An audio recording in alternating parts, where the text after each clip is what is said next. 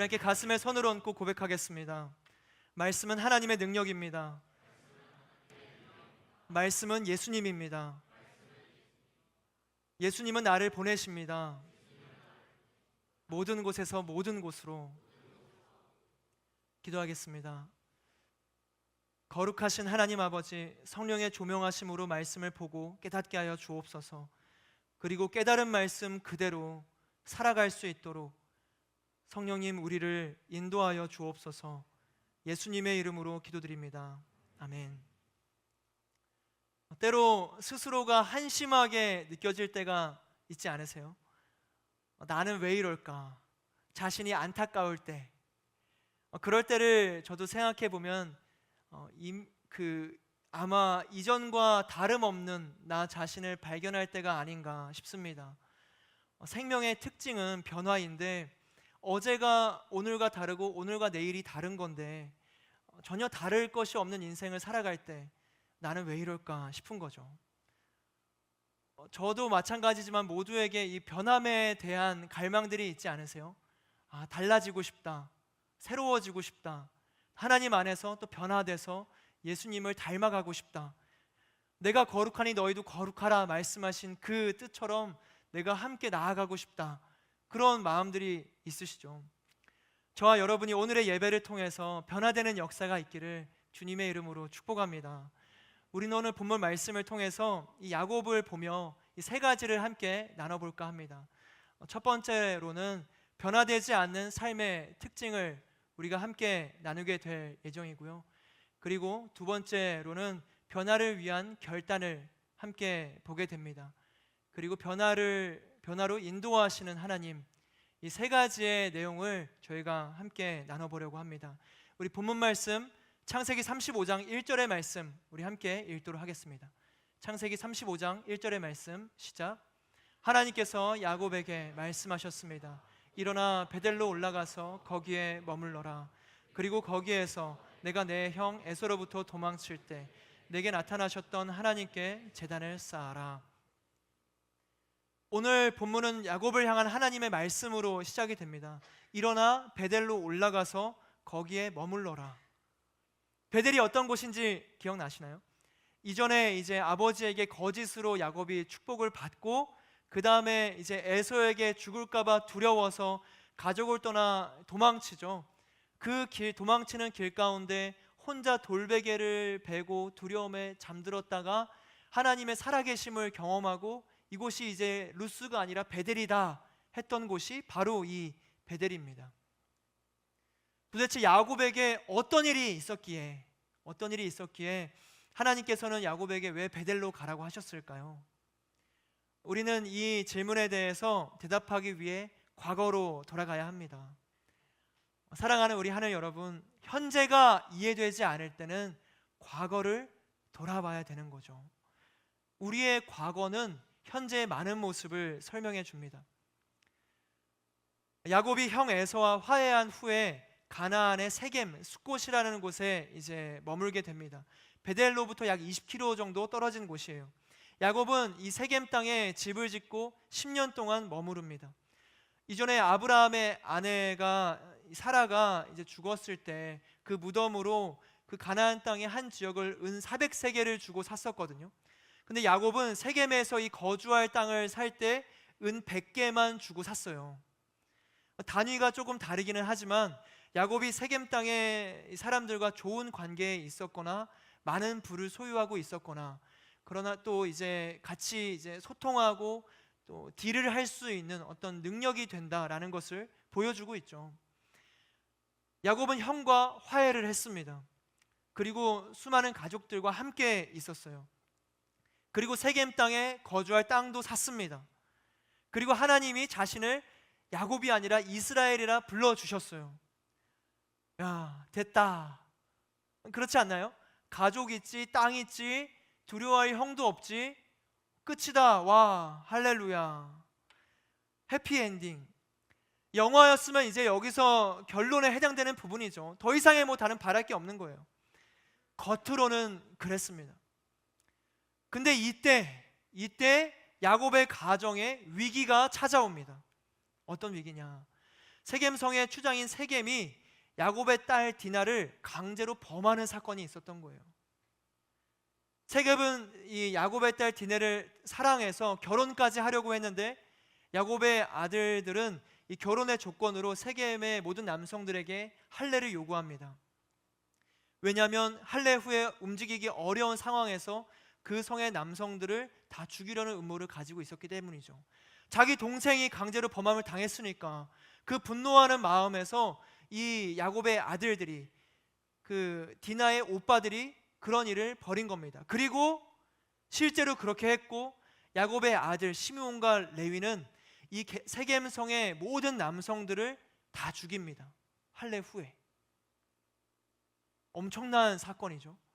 가나안에 찾아온 유목민 야곱의 가족들이 그 땅 정착민들에게 엄청난 일을 저질렀으니 야곱의 가족은 이제 심각한 위험에 놓이게 된 겁니다. 야곱은 이 주변 가나안 부족들이 복수를 위해서 쳐들어올까봐 이제 두려움에 휩싸이게 되죠.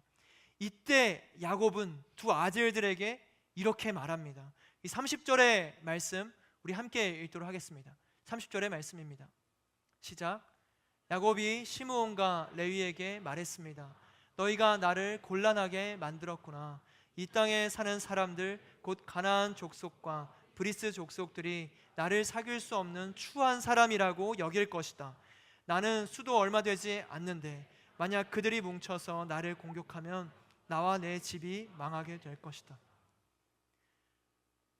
형과 화해하고 땅도 생기고 가족들도 있고 이제 안정을 찾는가 했더니 갑자기 찾아온 이 사건 앞에 야곱은 또다시 이전으로 돌아갑니다. 두려운 마음에 하나님이 그래 날 지키실 거야? 혹은 하나님께서 원하시는 것은 뭘까? 아니요, 그런 질문이 아예 없었어요. 자신의 딸이 끔찍한 일을 당했음에도 불구하고 이렇게 말하는 거예요. 나를 너희가 곤란하게 만들었구나. 그들이 나를 사귈 수 없는 추한 사람이라고 여길 것이다. 나는 수도 얼마 안 되는데 나를 공격하면 나와 내 집이 망할 것이다. 야곱은 여전히 이기적이었어요. 여전히 자신의 안위와 자신의 상황과 자신의 이름과 자신의 미래만을 걱정했습니다. 야곱은 여전히 온전하지 못했어요. 변화되지 못하는 이 변화되지 않는 삶의 특징은 문제에 대한 이 위기감이 결여된 상태입니다. 야곱이 그동안 거룩하게 신앙생활을 잘 해오다가 이 위기 앞에서만 갑자기 이전으로 돌아갔던 걸까요? 사실 그게 아니었거든요. 야곱은 이 사건 이전에 이미 외면하고 숨기고 있던 문제들을 품고 있었습니다. 문제가 있었음에도 불구하고 위기감을 느끼지 못했던 상황이 바로 야곱의 상황이었어요. 하인리히의 법칙이라고 들어보셨죠? 많은 분들이 아실 텐데요. 업무상 수많은 사고 통계를 접했던 이 하인리히라는 사람이 산업재해 사례들을 분석하면서 하나의 어떤 통계적인 법칙을 발견하게 됩니다. 그것은 바로 이 산업재해가 일어나기 직전에 사망자 한 명이 나오면 그 전에 같은 원인으로 발생한 경상자가 경미하게 다친 사람들이 29명이 있었던 것이고, 그 같은 원인으로 부상을 당할 뻔한 잠재적인 부상자가 300명이 있었다는 사실이에요. 1대 29대 300의 법칙이죠. 한 명의 사망자가 나올 때 갑자기 그 사망자가 나오는 게 아니라 계속 그 전조 증상이 있었다라는 거죠. 야곱에게도 바로 이 하인리 법칙과 같은 잠재적인 부상들이 계속되고 있었어요. 이 야곱이 처음 가족을 떠나서 베델에서 오르락 내리락 하는 천사들을 만나고 처음 하나님을 만났을 때 그곳을 베델이라 세우고 서원했던 게 있었거든요. 자신을 지켜주시면 이곳에 제단을 쌓고 모든 것의 10분의 1을 하나님께 드리겠습니다. 약속했어요, 하나님 앞에서. 그런데 말씀을 보시면 야곱은 그 서원을 잊습니다. 이 사건이 있기까지 다시 그곳에 돌아가 제단을 쌓았다, 이런 얘기가 없어요. 야곱은 하나님과의 약속을 가볍게 여겼습니다. 그리고 또한 오늘 말씀을 보시면 아시겠지만 야곱의 가족들 사이에서는 이방 신상들이 있었거든요. 이방 신상을 없애라는 명령을 야곱이 해요, 가족들에게. 그 말은 무엇인가? 그냥 가지고 있었던 거예요, 이방 신상들을. 하나님을 분명히 믿는 사람이었고 이스라엘이라 칭함을 받은 사람이었지만 조용히 다른 신을 동시에 의지하고 있었습니다. 그리고 딸 디나의 사건이 나오는 34장, 오늘의 본문이 35장이거든요. 바로 직전 이 34장에서는 하나님의 이름이 한 번도 나오질 않아요. 야곱은 타협하고 있었고 잠재적인 이 부상들을 외면하고 있었습니다. 이방 신상들을 외면하고 있었고 하나님의 약속을 외면하고 있었고 이 사건 속에 하나님을 외면하고 있었습니다. 사랑하는 우리 하늘 여러분, 사건은 갑작스럽게 다가오지 않습니다. 문제는 갑자기 발생하는 게 아니에요. 과거는 현재를 설명해 줍니다. 그리고 현재는 미래와 연결돼요. 지금은 괜찮아 보여도 야곱이 세겜에서 약속을 잊고 우상 숭배하며 10년 동안 문제없이 살아왔거든요. 지금은 큰일이 없어 보였어요, 10년 내내. 그러나 언젠가 야곱이 지금 경험했던 이 위기 앞에서 모든 것이 드러났던 거예요. 우리의 삶에 외면하고 잊고 괜찮고 10년이라는 세월, 아니 크게는 더 긴 세월 동안 아무 문제가 없을 수 있습니다. 그러나 그 문제를 우리가 직면하지 않고 계속 그 잠재적인 부상을 무시하다가 보면 산업재해가 일어나는 거죠. 잘린 나뭇가지도 한동안은 푸르르게 살아있는 것처럼 보이지만 결국 마르게 되어 있습니다. 매일같이 먹는 인스턴트 음식이 아무 영향이 없는 것처럼 보이지만 건강을 해치고 있습니다. 훈련되지 않은 군인은 전쟁에서 승리할 수 없습니다. 오늘 우리가 정말 진지하게 내가 지금 무시하고 있는 잠재적인 부상들이 있지는 않나 돌아볼 수 있는 은혜가 있기를 주님의 이름으로 축복합니다.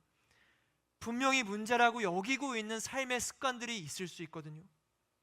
그러나 이 모든 것을 미온적인 태도로 넘기고 있는 부분이 있다면 끊어내야 합니다. 지금 당장에 문제가 없다고 해서 언제까지나 내버려 둬서는 안 돼요. 잡초가 무성히 자라면 생명의 작물들이 자랄 수 없잖아요.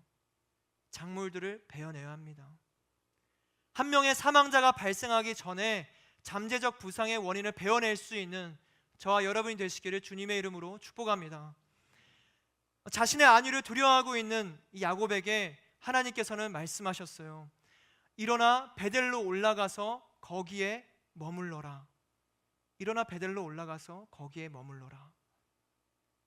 그리고 거기에서 내가 내 형 에서로부터 도망칠 때 내게 나타나셨던 하나님께 제단을 쌓아라.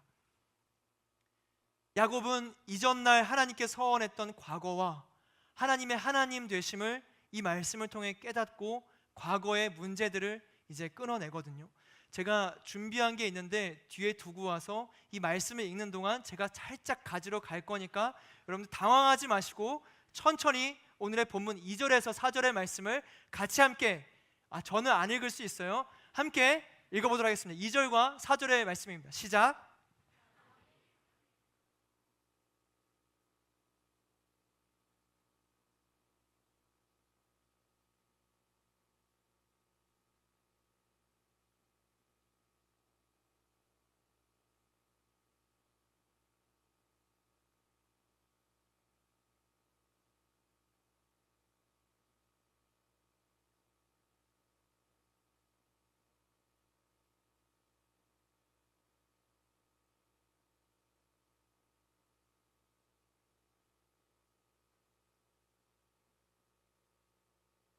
할렐루야. 야곱은 변화를 결단합니다. 이방 신상들을 없애고 옷을 갈아입어라. 야곱은 그 집에 있는 사람들과 그와 함께 있는 모든 사람들에게 얘기한 거예요. 그리고 이방 신상들을 없애버려라. 그리고 그들은 이방 신상들과 귀걸이를 야곱에게 줍니다. 그리고 야곱은 그것을 세겜 땅 상수리 나무 아래에 묻습니다. 이것을 보면 확실히 야곱은 우상의 존재를 알면서 내버려두고 있던 거예요. 내버려두고 있던 거. 은혜를 받았음에도 하나님은 망각했어요. 화장실에 들어갈 때와 나올 때가 완전히 다른 것처럼 삶이 괜찮아지니까 타협했겠죠. 저 정도는 괜찮지 않을까? 이 정도는 문제가 되지 않지 않을까? 그렇게 10년을 산 겁니다. 그렇게 10년을 살았어요. 사랑하는 우리 하늘 여러분, 모든 우상들을 끌어낼 수 있기를 주님의 이름으로 축복합니다. 내 삶을 끌어가는 의미와 동기가 하나님 외에 다른 것에 있다면 그게 바로 우상이에요. 내 삶의 의미가 다른 것에 있다면, 나를 움직이는 힘이 다른 것에 있다면 그게 우상입니다. 첼스 탈튼이라는 신학자는 이렇게 이야기합니다. 제가 함께 읽어보도록 하겠습니다. 우리가 하나님을 예배하기를 그칠 때 우리는 아무것도 경배하고 있지 않은 것이 아니라 다른 어떤 것을 경배하고 있는 것이다. 내가 예배하기를 멈출 때 우리는 다른 것을 경배하고 있는 것인가? 어제 잠깐 이 오늘의 본문에 대해서 최성민 목사님과 이제 SNS 대학 청년 우리 본부장으로 섬기시는 최성민 목사님과 이야기를 나누는데 고무줄을 사셨대요. 그래서 갑자기 고무줄을 왜 사셨어요? 그래서 어떤 의미인가 듣는데 옳았구나 하고 저도 좀 고무줄 좀 주세요 해가지고 받아왔습니다. 받아왔고 우리 찬양 인도자 우리 준석 형제님 올라와 보시겠어요? 이런 비유였어요. 그래서 그렇다, 진짜 그렇다 이 생각을 하게 되더라고요. 자, 우리 준석 형제님이 그 사탄이에요. 실제는 아니고 그냥 그런 상징적으로 준석 형제님이 이제 우리의 어떤 우상 숭배와 이기심과 같은 죄악된 본성이라고 생각해보는 겁니다. 그럼 이 반대쪽이 이제 하나님을 향하는 길이겠죠. 그런데 우리의 본성들은 계속 우리를 땡기고 있는 거예요. 내가 10년 동안 아무 일도 없구나 하고 가만히 있으면 가만히 그냥 끌려가는 거죠. 탄성적으로 계속 반대쪽으로 우리는 가는 겁니다. 가는 거예요. 그런데 우리가 이 가는 상황 속에서 야곱은 끌려갔던 거거든요. 끌려갔던 거. 다 괜찮구나. 우리가 해야 될 것은 이 사단과의 연결고리를 끊는 거죠. 끊는 거. 그래서 만약에 이제 우리 준석이가 제가 이제 끊고자 했을 때 이제 이걸 놔야 될 거 아니에요? 내가 끊겠다 생각을 하는데 여기서 아예 끊어버리면 제가 아플 거잖아요. 고무줄이니까 아프겠죠. 그게 사단이 우리에게 주는 두려움의 마음입니다. 이걸 놓게 되면 너무 아프지 않을까? 내 삶에 문제가 생기지 않을까? 상처가 있지 않을까? 두려워지는 겁니다. 그래서 이 어둠으로부터 사단의 어떤 속임수로부터 끊지 못하게 하는 거예요. 끊지 못하게. 그런데 이것은 사단이 주는 거짓이죠. 내가 이곳에서 끊는다면, 내가 이곳에서 사단의 이 모든 끌어당김을 내가 끊는다면 아프지 않은 고무줄이에요. 우리는 자유를 얻게 됩니다. 감사합니다. 박수 한번 주시겠어요? 우리는 이것을 끊어야 돼요. 끊어야 됩니다. 끊지 않고서는 끌려당하게 돼 있어요. 자신을 의지하지 마세요. 나는 괜찮을 거야. 아니요. 전혀 괜찮지 않을 겁니다. 나는 여기에 중독되지 않을 수 있어. 나는 유혹되지 않을 수 있어. 아니요. 끊어내지 않는 이상 계속 유혹을 당할 거고 끌어당겨지게 될 겁니다. 그리고 이전처럼 후회하고 안타까워하고 스스로를 포기하는 지경에까지 이르를 수 있는 거죠. 이것을 끊어냈을 때 내 삶에 즐거움이 없지 않을까, 괴롭지 않을까, 그것은 사단의 소리입니다. 우리가 이것을 끊는다면 진정한 자유로 하나님께서 기뻐하시는 삶이 될 줄로 믿습니다. 사랑하는 우리 하늘 여러분, 여러분을 고무줄처럼 끌어당기는 유혹이 있으세요? 하나님 외에 여러분의 마음과 생각을 사로잡으려는 이 세상에 다른 시도들이 있으신가요? 그것들을 끊어내야 합니다. 변화를 위해서 결단해야 돼요. 결단해야 됩니다. 방탕함과 시기함, 게으름과 어리석음, 이기심과 정당화, 모든 것들을 끊어내야 돼요. 야곱은 하나님의 말씀을 듣자 이방 신상들을 다 없애버려라. 없애버려라. 전 하늘길을 하면서도 계속 스스로도 느껴요. 말씀을 보지 못하게 하는 수많은 요인들이 산재되어 있지 않나요? 그런데 생각해 보세요. 세상이 말씀으로 창조됐고, 말씀이 육신되어서 예수님이 이 땅 가운데 오셨고, 말씀이 우리 삶의 등불이고 빛이 된다. 이 말씀에 아멘이 아닌 분이 있으세요? 거기에 대해 의문을 제기합니다. 그거 좀 아닌 부분이 하나 정도는 있는 것 같은데요. 아무도 없으시죠? 그런데 왜 우리는 말씀 앞에 서지 못하는 거죠? 이상하지 않나요? 말씀이 기준이고, 말씀이 능력이고, 말씀이 힘인데 말씀을 안 읽는 나, 핑계를 대고 게을러하고, 왜 우리는 그럴까? 말씀보다 중요한 게 무엇인가? 마치 야곱처럼요. 이스라엘이라 불림을 받았고 하나님의 축복을 누리고 있는데 34장에선 하나님의 이름도 없어요. 이방 신상을 섬기고 있어요. 하나님을 믿는데도. 야곱입니다. 야곱은 하나님께서 살아계신다는 것을 알면서도 그 서원을 지키지 않았고 우상을 숭배했습니다. 그렇게 하나님을 만나고 은혜를 경험하고 이스라엘로 부르심을 받았음에도 불구하고요, 사랑하는 우리 하늘 여러분, 저는 오늘 우리가 말씀 앞에 서는 결단이 있기를 주님의 이름으로 축복합니다. 계속 결단하는 거예요. 결단하는 겁니다. 내가 끊어내겠다. 오늘 결단하고 내일 실패할 수도 있어요. 그런데 작심삼일이 계속되면은 계속 우리는 그 결단 가운데 변화되게 되어 있습니다. 결단하는 거예요. 모든 게으름을 끊어내세요. 말씀보다 앞섰던 모든 우상들을 없애버리세요. 땅에 묻는 겁니다. 땅에 묻는 겁니다. 모든 유혹들을 끊어내세요. 언제요? 오늘. 우리가 할 수 있는 오늘. 하나님이 생명 주신 오늘. 하나님이 우리를 이곳에 부르신 지금 이 순간.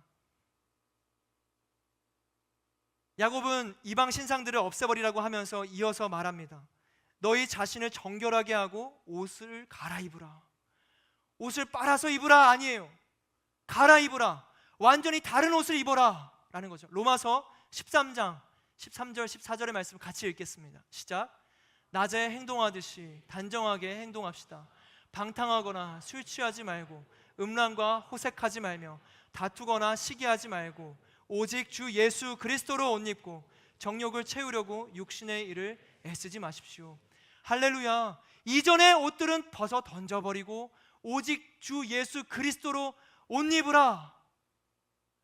이 결단이 저와 여러분에게 있기를 주님의 이름으로 축복합니다. 결단이 필요해요. 어수룩한 태도로는 벗지 못합니다. 이것은 이분법적입니다. 지금 옷을 벗던가 계속 입든가. 자, 옷을 벗은 거예요, 입은 거예요? 입고 있는 거죠.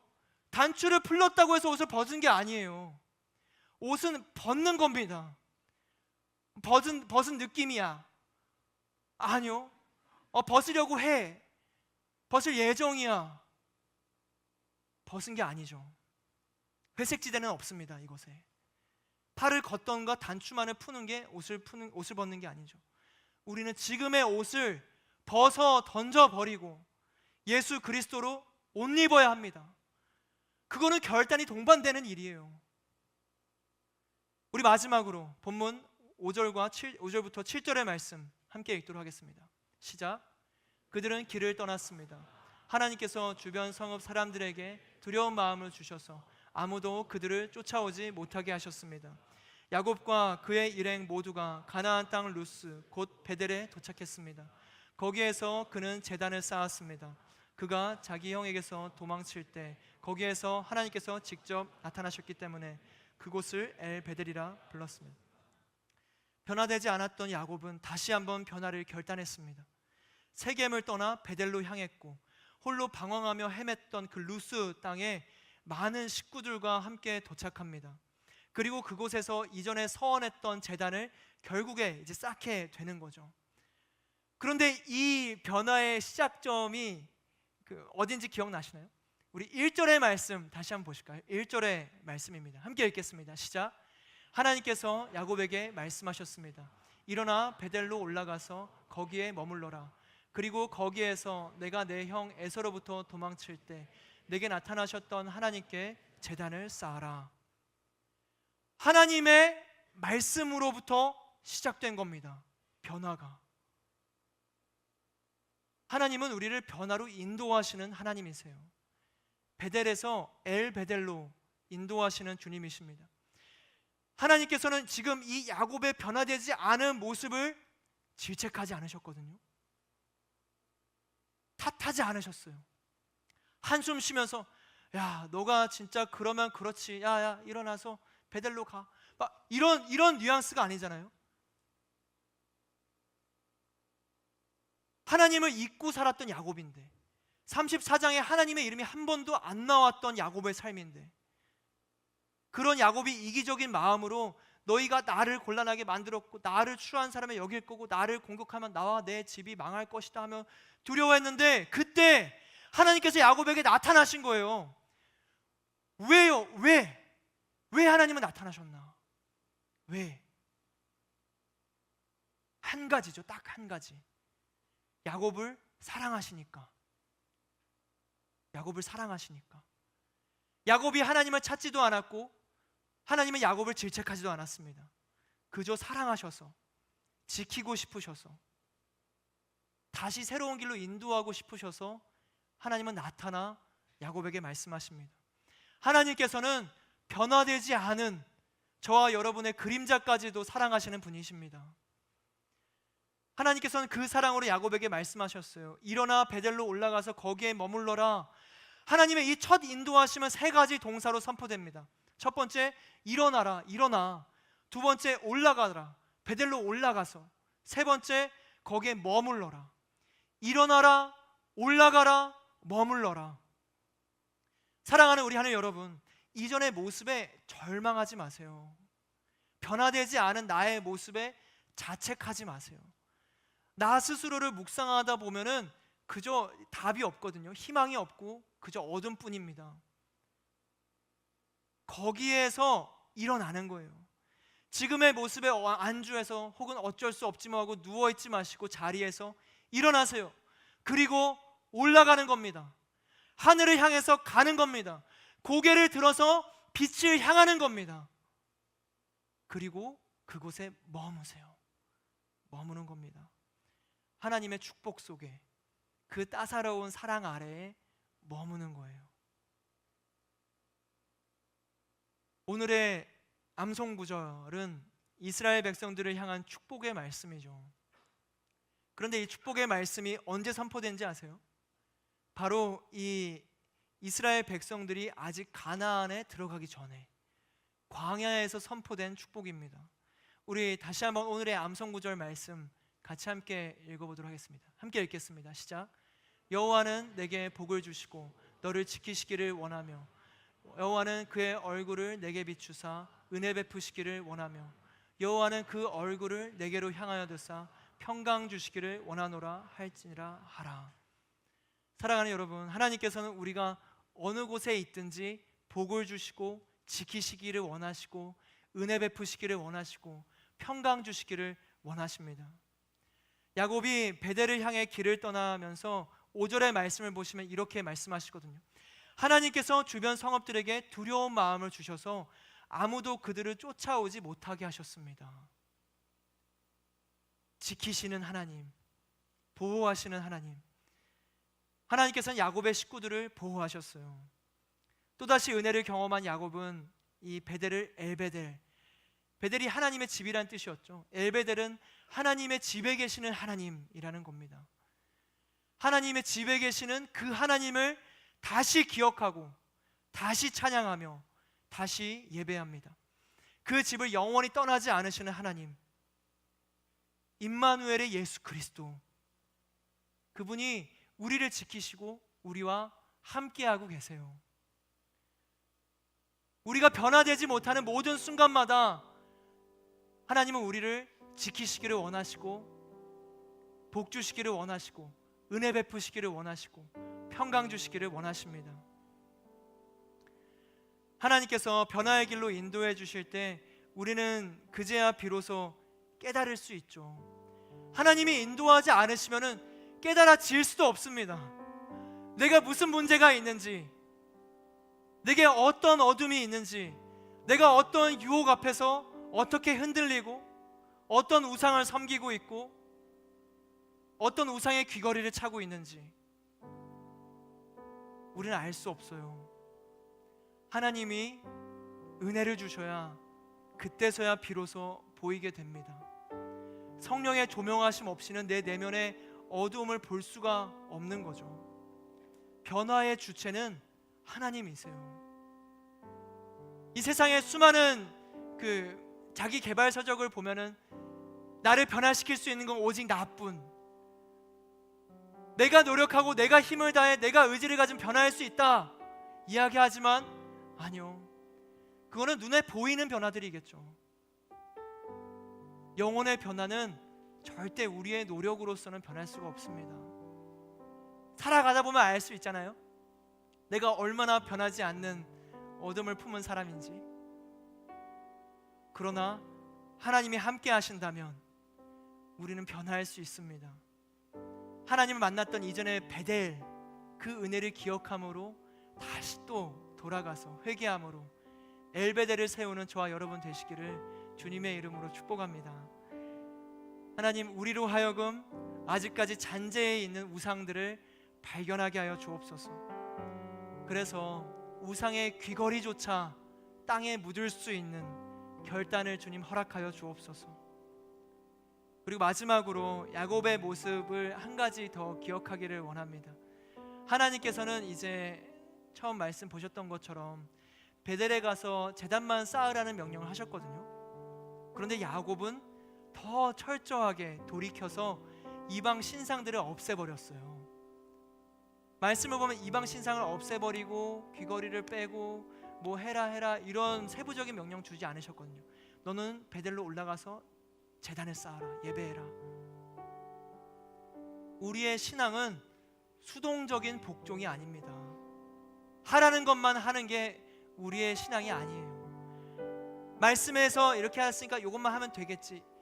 이것은 하나님을 사랑하고 하나님 말씀을 들은 자의 온전한 반응이 아닙니다. 야곱이 어떻게 반응했는가가 정말 돌이키는 자의 반응이죠. 자발적인 순종. 아, 내가 베델로 가야겠구나, 제단을 쌓아야겠구나. 그러면 내가 지금 이 이방 신상으로부터 돌이켜야겠다, 없애버려야겠다, 옷을 갈아입어야겠구나. 자발적인 순종. 하나님의 말씀 앞에 더욱더 철저하게 자신을 돌아보고 회개하며 우리의 영혼의 베델을 또다시 엘베델로 부르며 찬양할 수 있는 저와 여러분 되시기를 다시 한번 주님의 이름으로 축복합니다.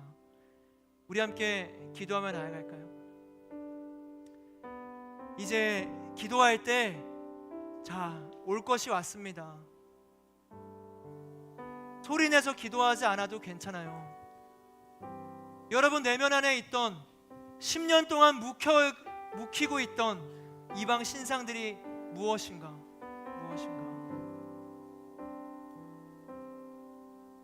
내가 갈아입지 못하고 있던 이 세상의 옷은 무엇인가? 세상의 옷을 입고 이방 신상을 놓고 있으면서 하나님을 믿는다 말하는 이중적인 나의 신앙의 영역은 어디에 있는가? 돌아보는 겁니다. 내가 스스로 정당하고 타협하면서 지금 문제가 없으니까 괜찮지 뭐, 이 정도는 아무도 몰라, 내가 지금 오늘 큐티하고 예배에 나오는 거 이러면 된 거 아닌가? 나 스스로를 설득하고 있는 그 소리, 끊어내려고 하는데 끊어내면 너무 지루해질 것 같고 재미없어질 것 같고 내가 아플 것만 같은, 내가 놓지 못하는, 끊어내지 못하는 고무줄은 무엇인가? 우리 함께 돌아보며 기도하기를 원합니다. 사랑하는 주님, 성령의 조명하심으로 우리 하늘 공동체 한 사람 한 사람 마음 가운데 주의 빛을 비춰 주옵소서. 우상을 발견하고 내면의 어두움을 발견할 수 있도록 성령님 조명하여 주옵소서. 우리에게 성령의 조명하심을 구하며 회개함으로 기도하며 나아갑시다. 기도하겠습니다.